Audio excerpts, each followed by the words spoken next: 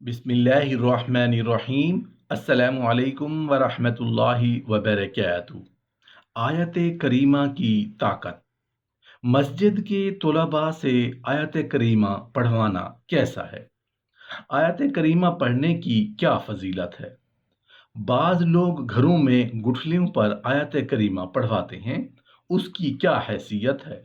اور بعض لوگ جب کسی پریشانی میں ہوتے ہیں، کسی مشکل میں پھنسے ہوئے ہوتے ہیں، تو مسجد یا مدرسہ کے طلباء کو بلوا کر آیت کریمہ کی کچھ مخصوص تعداد ان سے پوری کرواتے ہیں۔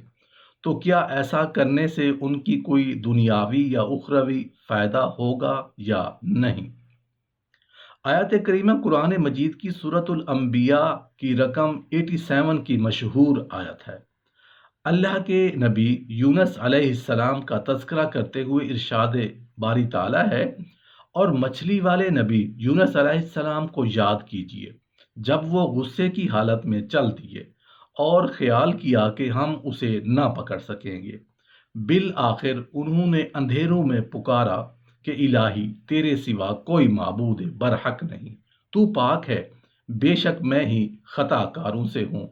تو ہم نے اس کی پکار کو قبول کیا اور غم سے نجات دی، اور ہم ایمان والوں کو اس طرح نجات دیتے ہیں۔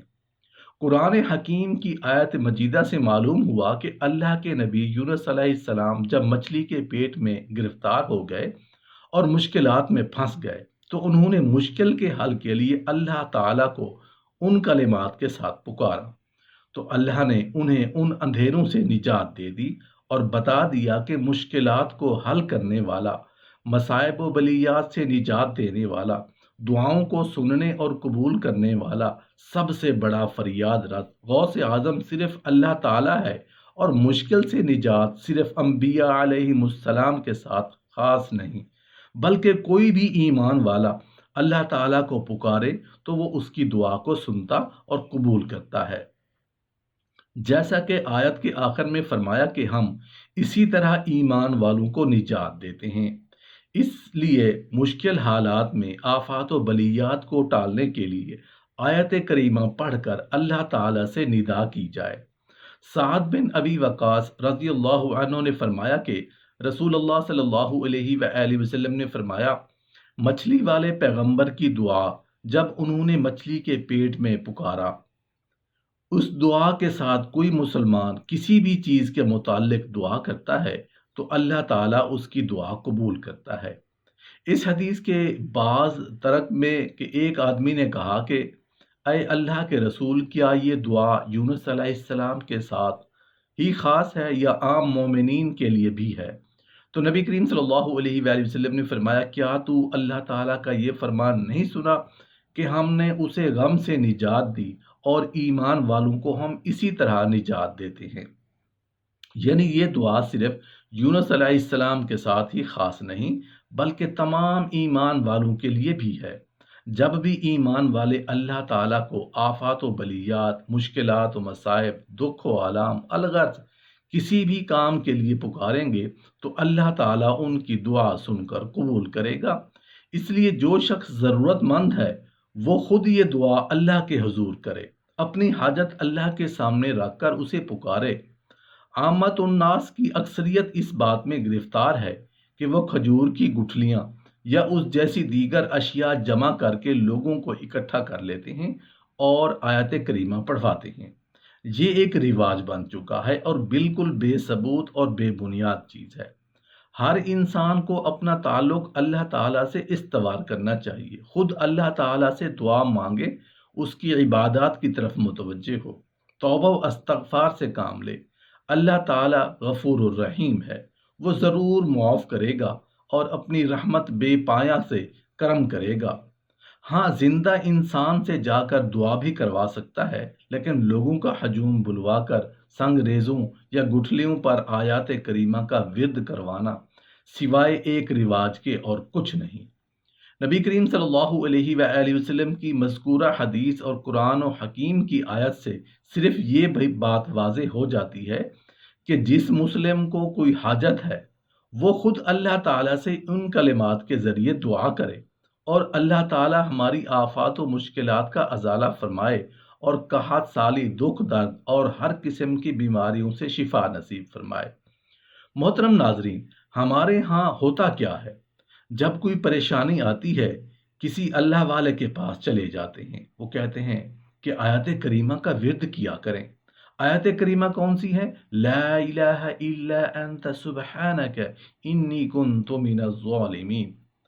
اچھا، کئی بندے چلے جاتے ہیں، پھر چند دن کے بعد واپس آتے ہیں، مولوی صاحب کوئی پریشانی دور نہیں ہوئی۔ بھائی میں نے تمہیں آیت کریمہ پڑھنے کا کہا تھا، جی پڑھا ہے۔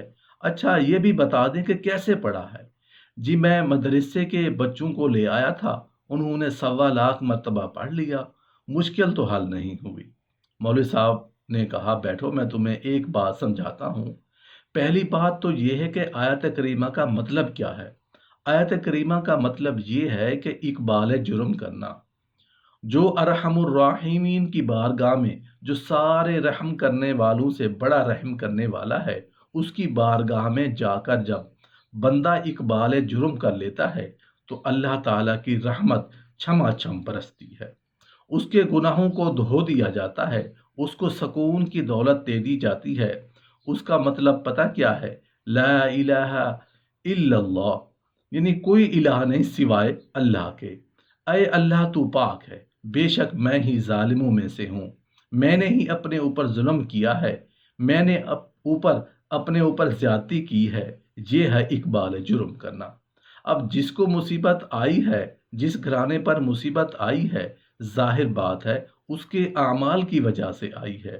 وہ بندہ ایک اقبال جرم کر لیتا ہے، لا الہ الا انت سبحانک، یا اللہ کوئی لا نہیں سوائے تیرے، تو پاک ہے، انی کنت من الظالمین، ہم اقرار کرتے ہیں ہم نے ظلم کیا، ہم سے زیادتی ہوئی، ہم سے بھول ہوئی، تو ہمیں معاف کر دے۔ جو پریشانی میں مبتلا ہے، جن سے غلطیاں ہوئی ہیں، ان کو اقرار کرنا چاہیے کہ نہیں کرنا چاہیے۔